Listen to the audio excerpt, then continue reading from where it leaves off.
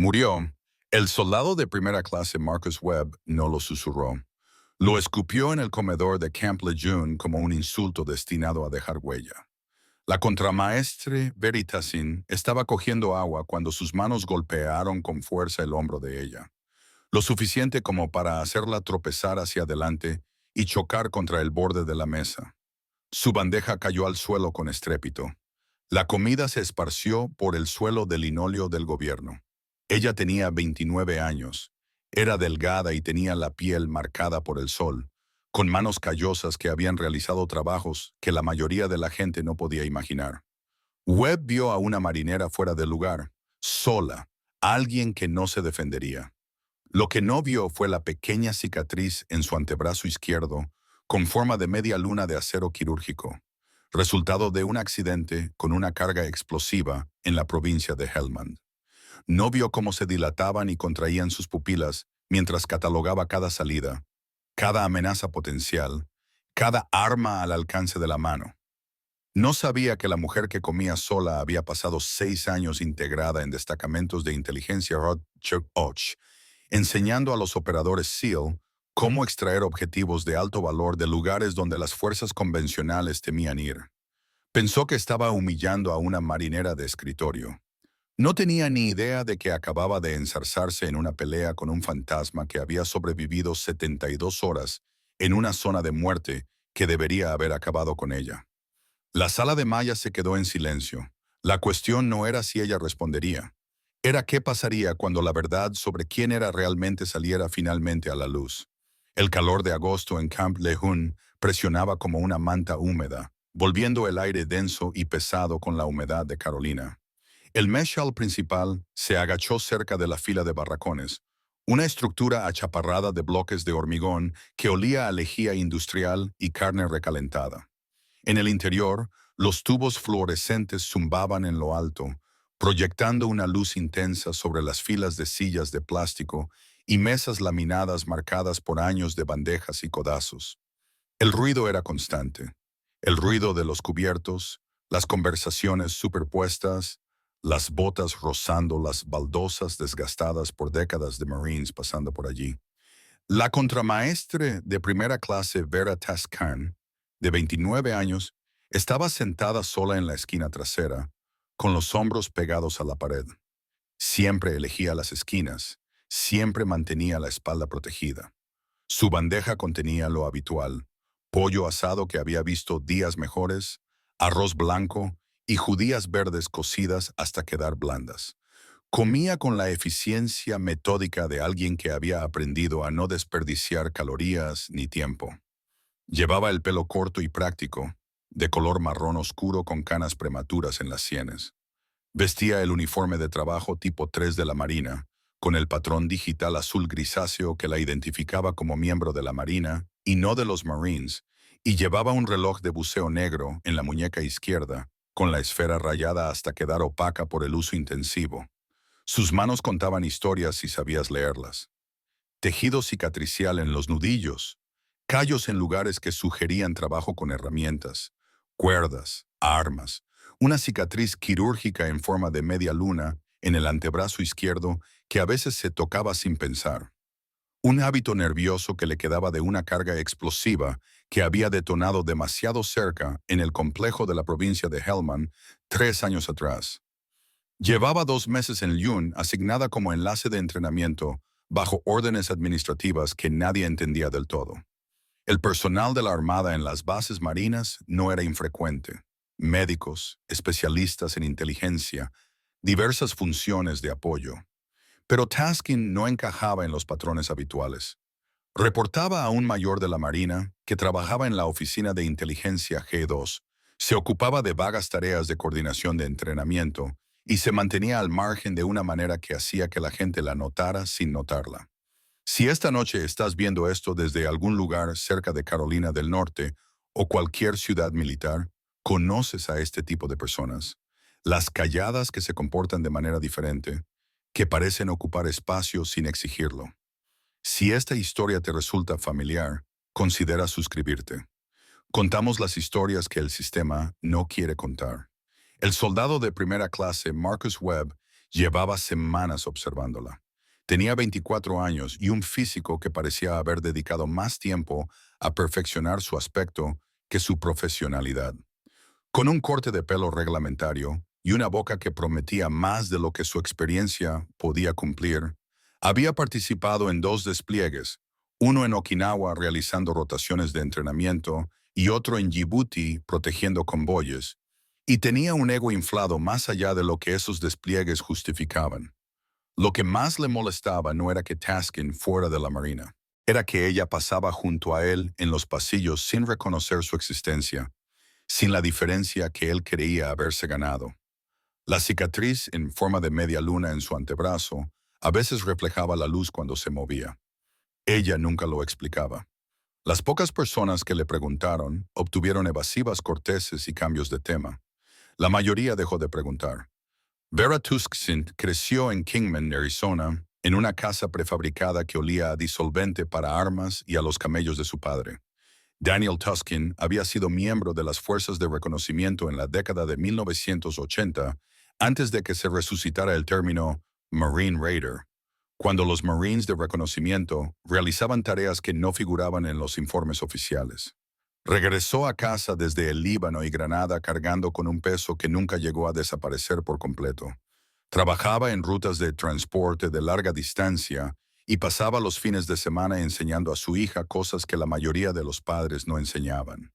Navegación terrestre por las estrellas, mantenimiento de armas en la oscuridad, cómo pensar tácticamente cuando todo iba mal. Nunca contaba historias de guerra. Enseñaba principios. No des por sentado que vendrá refuerzo. No confíes en el equipo que no hayas comprobado personalmente. Nunca creas que alguien te salvará solo porque debe hacerlo.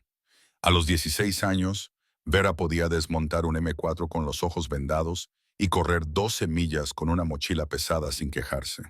Su madre se había marchado cuando ella tenía 9 años, incapaz de soportar los silencios de Daniel y los fantasmas que arrastraba. Después de eso, solo quedaron ellos dos, y él la crió de la única manera que sabía. Se alistó a los 18 años. No porque necesitara orientación, sino porque su padre le dijo una vez que la única forma de descubrir de qué estaba hecha era sometiéndose a la prueba de personas a las que no les importaba si aprobaba o no.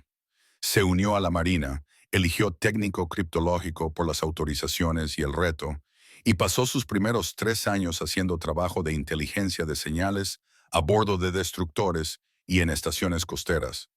Fue entonces cuando alguien de la actividad de apoyo a la inteligencia del JSOC la encontró. Nunca le dieron sus nombres completos.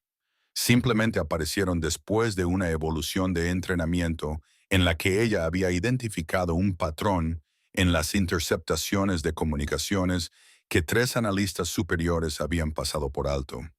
Le preguntaron si quería hacer un trabajo importante, un trabajo que nunca aparecería en ningún registro oficial, un trabajo que pondría a prueba todas sus suposiciones sobre sus propios límites. Ella dijo que sí.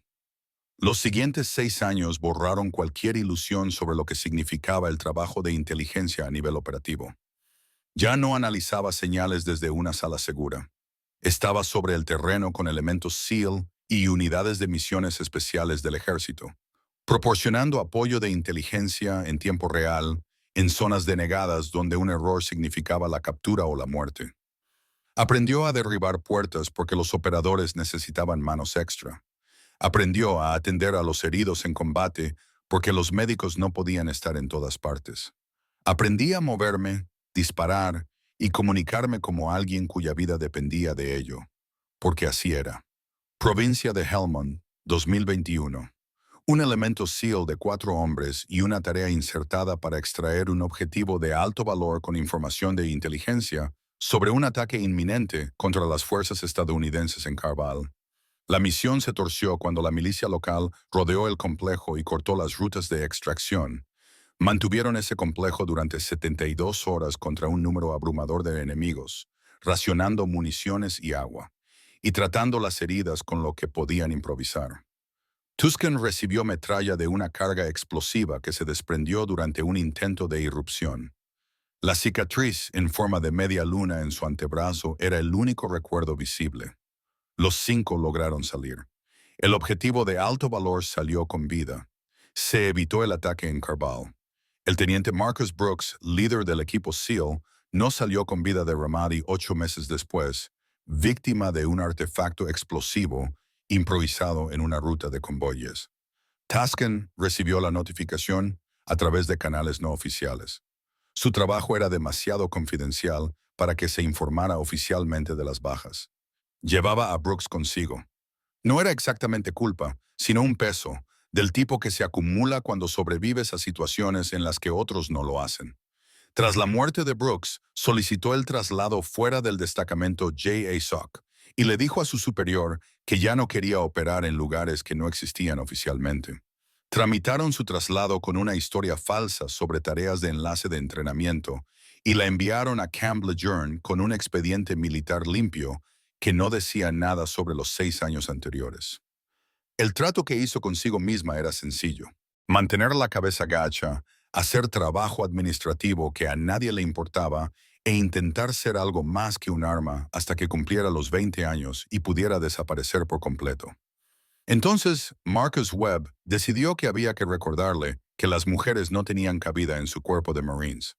Marcus Webb no había nacido cruel, lo había convertido así un padre que medía el valor en función del dominio físico y un hermano mayor que había superado la selección de los Marine Raiders y nunca dejaba que Marcus lo olvidara. Webb había crecido a la sombra de ellos, había aprendido a dar puñetazos antes que a las fracciones y había llevado esa mentalidad directamente a Parris Island y a la Fuerza Marina de la Flota, con el hambre desesperada de alguien que intenta demostrar algo a personas que han dejado de mirarle. Sus 2 despliegues, en Okinawa y Djibouti, habían sido operativamente tranquilos, ejercicios de entrenamiento y seguridad de convoyes. Nada que le pusiera a prueba como él imaginaba que lo haría el combate. Nada que le diera la validación que ansiaba. Así que construyó su identidad en torno al gimnasio, al volumen, rodeándose de Marines novatos que confundían su agresividad con liderazgo. Y cuando la contramaestre de primera clase, Vera Tasksin, apareció hace 2 meses, callada, reservada, totalmente indiferente a su presencia, algo en él se rompió. Empezó con pequeños comentarios en los pasillos, lo suficientemente altos como para que ella los oyera. Es una novata en una base de Marines. Probablemente nunca haya salido de un barco bonito y seguro. Apuesto a que se cree especial. Webb tenía a otros 2 cabos en su órbita, Daniels y Coe, que se reían de Q y desempeñaban sus papeles secundarios. La empujaban con el hombro en los pasillos, le bloqueaban el paso en el economato. Pequeñas infracciones diseñadas para establecer una jerarquía sin cruzar líneas que provocaran quejas oficiales. Taskin nunca respondía. Eso fue lo que llevó a Webb a intensificar sus acciones. Ella simplemente lo miraba con ojos que parecían calcular trayectorias y distancias y evaluar amenazas, y luego pasaba de largo como si él fuera el tiempo. Sin ira, sin miedo, solo una evaluación fría que lo hacía sentir medido y rechazado. El incidente del comedor fue deliberado.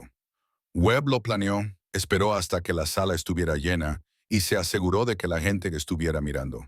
Cuando la empujó y su bandeja se estrelló contra el suelo, cuando dijo esas palabras lo suficientemente alto como para que se oyeran en todo el espacio, esperaba una reacción. Lágrimas. Ira que pudiera aprovechar para humillarla aún más. En cambio, Tucson se levantó lentamente, se sacudió el arroz de su uniforme y mantuvo su mirada durante 3 segundos, que parecieron 3 horas. No dijo ni una palabra, solo se dio la vuelta y se marchó con un control que sugería violencia, una opción que ella rechazaba activamente. El comedor permaneció en silencio durante un instante. Luego, el ruido volvió, pero más apagado. El sargento primero Clayton Morris, un ingeniero de combate con 2 despliegues en Fallujah, sentado 3 mesas más allá, no se rió. Morris había trabajado con personal del JSOC en Irak. Reconoció algo en la forma en que se movía Tucson, la conciencia situacional, la economía de movimientos, la forma en que había catalogado toda la sala antes de sentarse. No conocía su historia, pero sabía lo suficiente como para preocuparse. A la mañana siguiente, Webb y su equipo estaban en el gimnasio de la base cuando Taskin entró para hacer su entrenamiento físico diario. Ella los ignoró por completo. Simplemente se dirigió a la barra de dominadas y comenzó sus series. 20 dominadas sin balancearse, suaves y controladas, sin apenas jadear. Webb la observaba desde el banco de pesas. Sintió que se le calentaba la cara por algo que no era exactamente ira, pero se acercaba y tomó una decisión. Se acercó mientras ella se hidrataba entre series. Le dijo que el personal de apoyo de la Marina debía saber cuál era su lugar. Le dijo que estaba ocupando el espacio que necesitaban los verdaderos Marines. Le dijo que, como no podía manejar la cultura del cuerpo de Marines, tal vez debería solicitar el traslado de vuelta a un barco donde estaría a salvo. Lo dijo lo suficientemente alto como para que todos en el gimnasio lo oyeran claramente. Tascan bebió su agua. Lo miró como se mira un problema de entrenamiento que se ha resuelto hace años. Luego volvió a sus dominadas sin reconocer que él había hablado.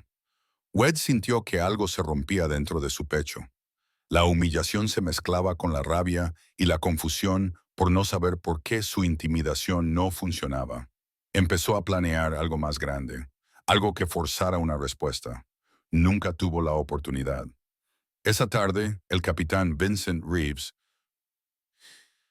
Gosten Diamond, comandante de la compañía, convocó una formación obligatoria para la mañana siguiente. Reeves era un antiguo Mustang alistado que había servido en la Fuerza de Reconocimiento antes de ser nombrado oficial y tenía el tipo de presencia que hacía que los Marines se enderezaran sin levantar la voz.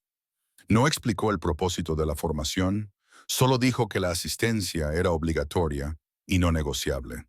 Taskin se sentó en su litera esa noche en la zona de partos del cuartel, casi vacía, todavía con su equipo de entrenamiento físico. La habitación olía a limpiador industrial y a décadas de sudor acumulado. Sus manos temblaban ligeramente, no por miedo, sino por el esfuerzo que le suponía mantener el control cuando todos sus instintos operativos le gritaban que respondiera. Podría haber acabado con Webb en el comedor. Podría haber aplicado cualquiera de las 2 docenas de técnicas que le habían enseñado durante 6 años de entrenamiento en combate cuerpo a cuerpo. Podría haberle hecho comprender exactamente lo mucho que había calculado mal. Pero ese no era el acuerdo que había hecho consigo misma cuando dejó el destacamento de Job. No más violencia, no más operaciones en zonas prohibidas, solo trabajo administrativo tranquilo hasta que terminara su servicio y pudiera desaparecer en una vida civil que no requiriera una evaluación constante de amenazas. Se quitó el reloj de buceo y lo dejó con cuidado sobre el armario de guerra. El cristal estaba rayado y casi opaco por años de uso intensivo. Lo había llevado en el casco cuando ayudó a un pelotón de SEAL a desarrollar planes de asalto para complejos fortificados. Lo había llevado en Yemen durante un asedio de 72 horas en el que deberían haber muerto todos los implicados.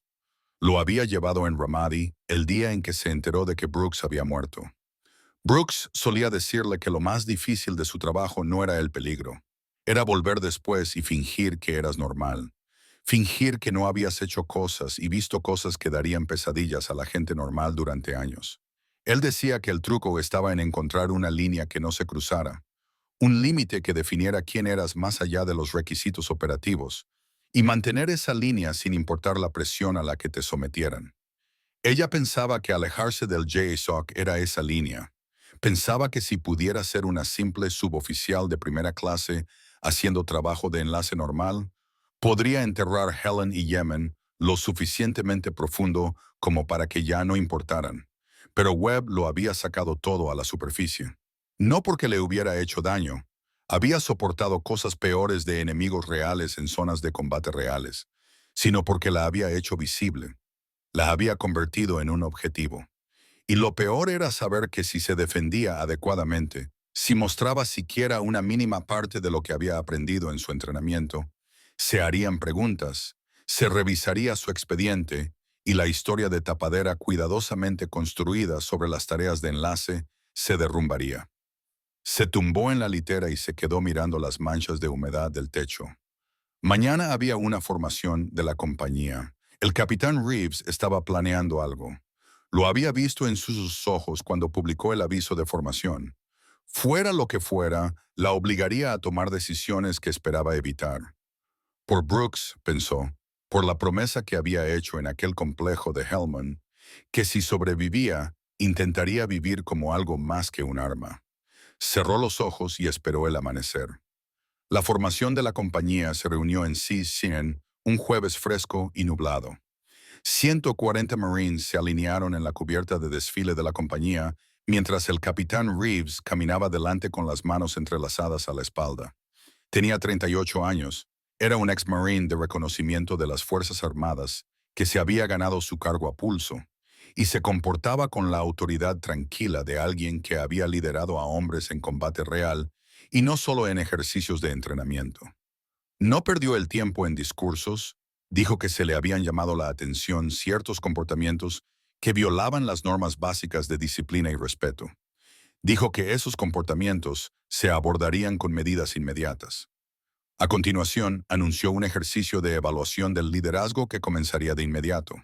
Una evaluación de campo comprimida de 3 días que pondría a prueba todo, desde la navegación terrestre hasta la toma de decisiones tácticas bajo presión. Los resultados pasarían a formar parte de los expedientes permanentes del servicio e influirían en futuras asignaciones y ascensos.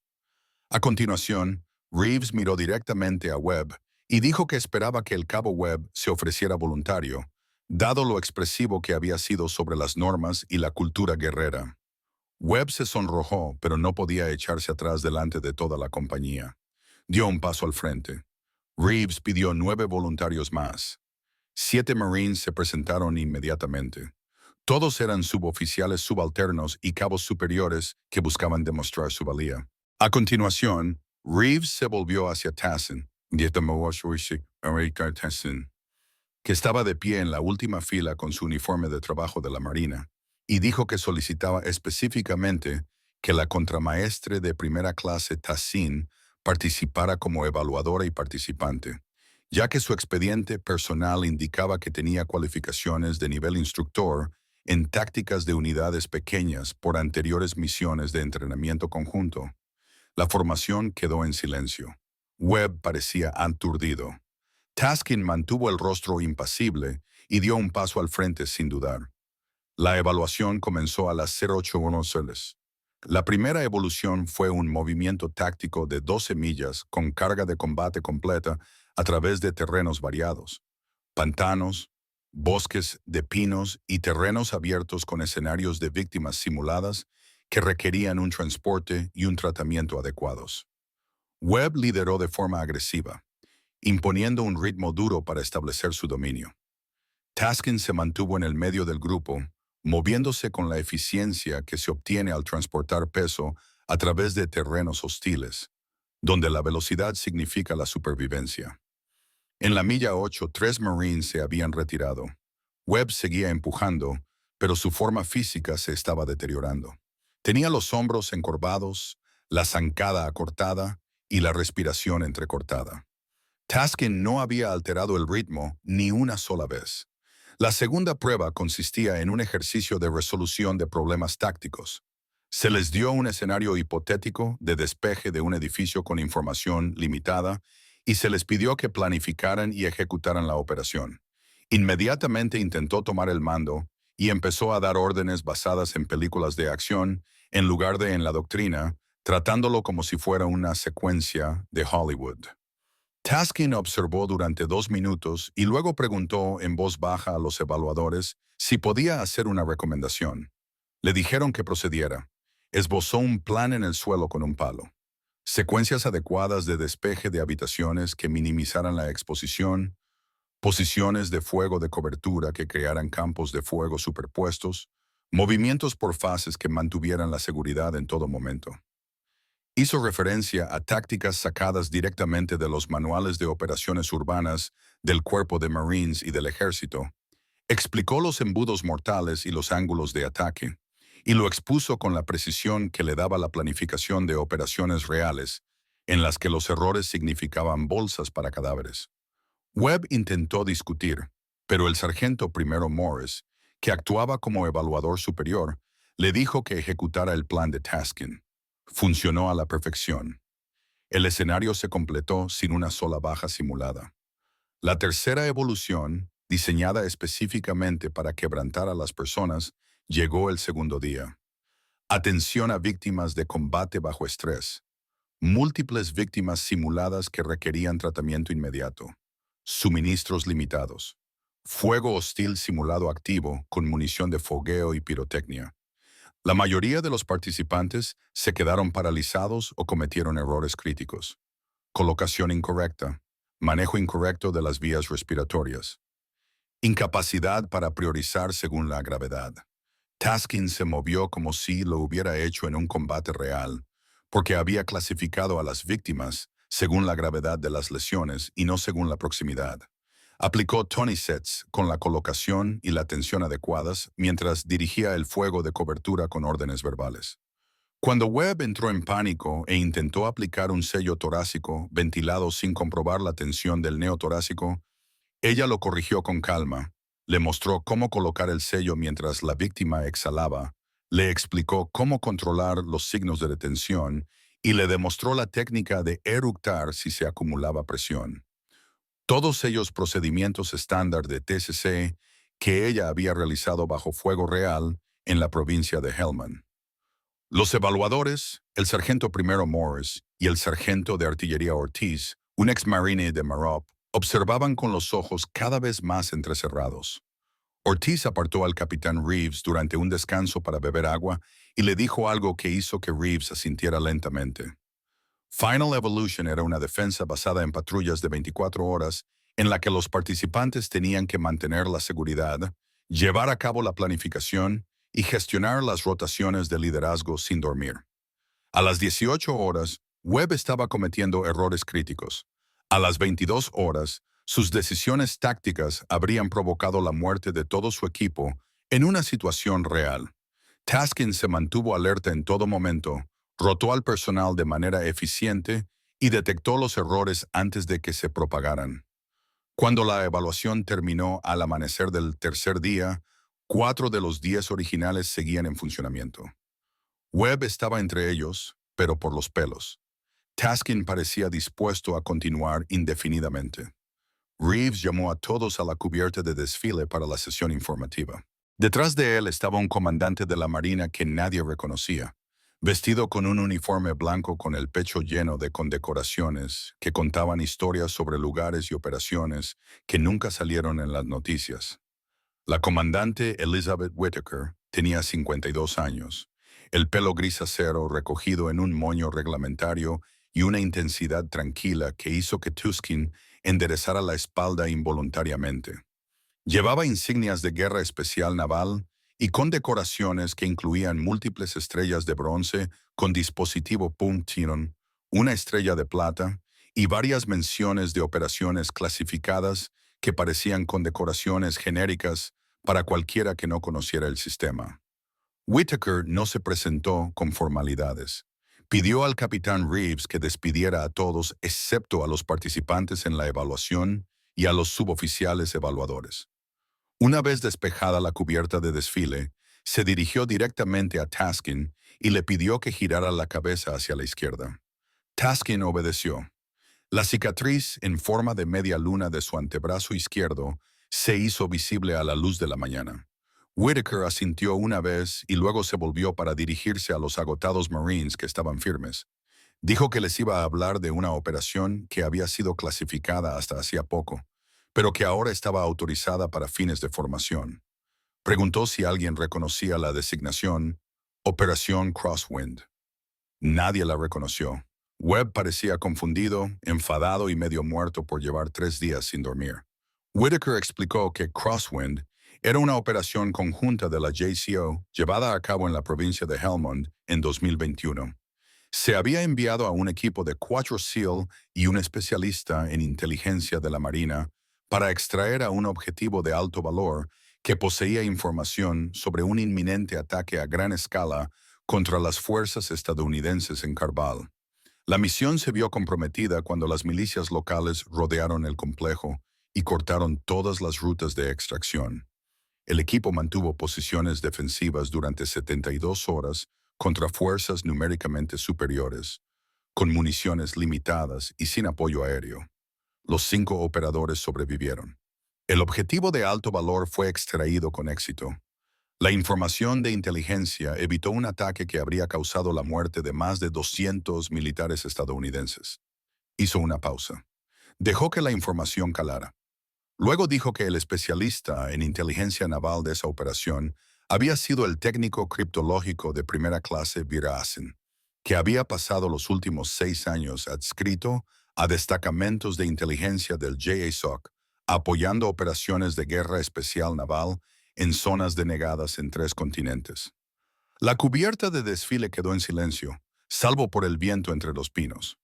Whitaker continuó diciendo que la suboficial Taskin había llevado a cabo misiones de apoyo de acción directa, proporcionado inteligencia táctica bajo fuego enemigo, entrenado a elementos SEAL en técnicas de seguridad de las comunicaciones y contravigilancia, y participado personalmente en operaciones que habían salvado cientos de vidas estadounidenses. Dijo que la cicatriz en su antebrazo era consecuencia de un accidente con una carga explosiva durante la Operación Helmand. Dijo que le habían concedido menciones clasificadas que no podían aparecer en su expediente oficial. Dijo que Taskin había solicitado el traslado a un puesto convencional después de que su jefe de equipo SEAL muriera en Ramadi y que su traslado se había tramitado por canales especiales para mantener la seguridad operativa sobre sus misiones anteriores. Webb se había quedado pálido. Los demás Marines miraban a Taskin como si la vieran por primera vez. Whitaker se volvió hacia Taskin y le preguntó por qué había solicitado el traslado fuera del destacamento JSOC para realizar labores de enlace administrativo en una base de Marines. Su tono no era acusatorio, solo directo. Taskin habló por primera vez en 3 días. Dijo que había perdido a su líder de equipo. Dijo que había prometido intentar vivir una vida diferente. Dijo que quería dejar de operar en lugares que no existían oficialmente. Whitaker asintió con la cabeza como si lo entendiera perfectamente. Luego dijo que, basándose en el rendimiento de Taskin durante la evaluación, el capitán Reeves había presentado una solicitud para que fuera asignada de forma permanente como instructora de combate en el programa de artes marciales del Cuerpo de Marines en Cuántico. Un puesto de instructora a tiempo completo para enseñar a la próxima generación de Marines y marineros movimientos tácticos, combate cuerpo a cuerpo y técnicas de supervivencia en entornos urbanos. Se acabó el trabajo administrativo. Se acabó ocultar quién era. Le preguntó a Taskin si aceptaría el puesto. Taskin miró a los demás Marines, a Webb, que no podía mirarla a los ojos, al sargento primero Morris, que asintió ligeramente con respeto, a los evaluadores que habían observado su trabajo durante 3 días y habían reconocido algo que habían visto antes en otros operadores. Pensó en Brooks, en la promesa que le había hecho en el complejo de Hellman, en si enseñar a la gente a sobrevivir podía considerarse una redención. Dijo que sí. Whitaker le estrechó la mano y le dijo que las órdenes se tramitarían en el plazo de una semana. A continuación, disolvió la formación y se marchó sin ceremonias, dejando a Taskin sola en la cubierta de desfile mientras el sol finalmente se abría paso entre las nubes. Webb presentó una solicitud de traslado a otra compañía. En 48 horas, el capitán Reeves la aprobó sin comentarios, pero añadió una declaración formal de asesoramiento al expediente de Webb en la que se documentaba el incidente y los resultados de la evaluación. El papeleo le seguiría. La noticia se extendió por el batallón más rápido de lo que cualquier comunicación oficial podría viajar.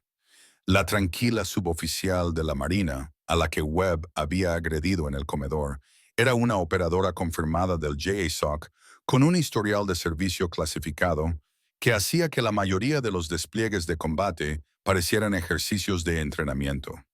Taskin pasó sus 2 últimas semanas en Camplon, tramitando su traslado y preparándose para él.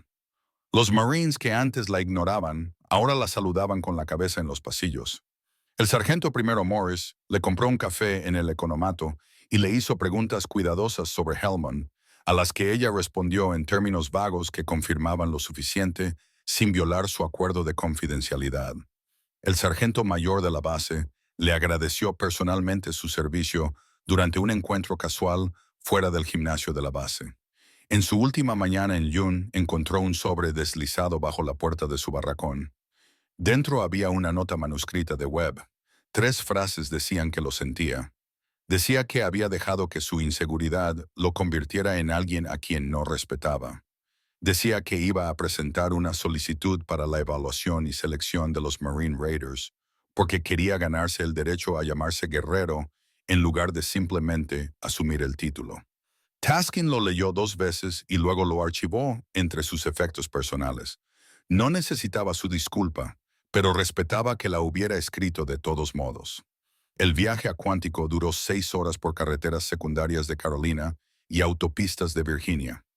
Se presentó en el programa de artes marciales del Cuerpo de Marines un lunes por la mañana que olía a hierba recién cortada y a posibilidades. El sargento mayor de artillería Raymond Coyle, instructor superior con 3 misiones en Fallujah y un montón de credenciales de combate cuerpo a cuerpo, le estrechó la mano y le dijo que había leído su expediente militar real, no la versión oficial, sino el auténtico, al que solo se podía acceder con autorizaciones especiales.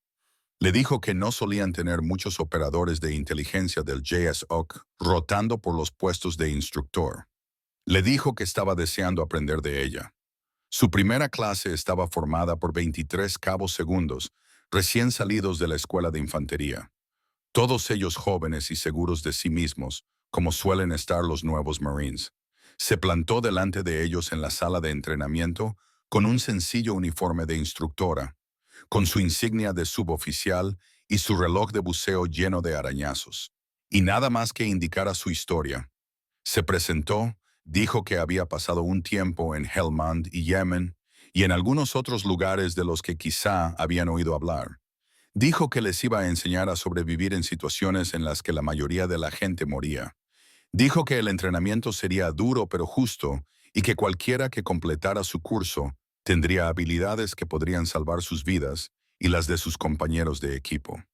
Luego les dijo que formaran parejas y se prepararan para trabajar, porque las palabras eran fáciles y lo único que importaba era lo que se podía hacer cuando todo se iba al garete. Mientras entrenaban, pensó en Brooks, en Yemen y Helmand, en la promesa que se hicieron en aquel complejo mientras esperaban a ver si amanecía. Quizá así era como se cumplía ese tipo de promesas, transmitiéndolas a la siguiente generación.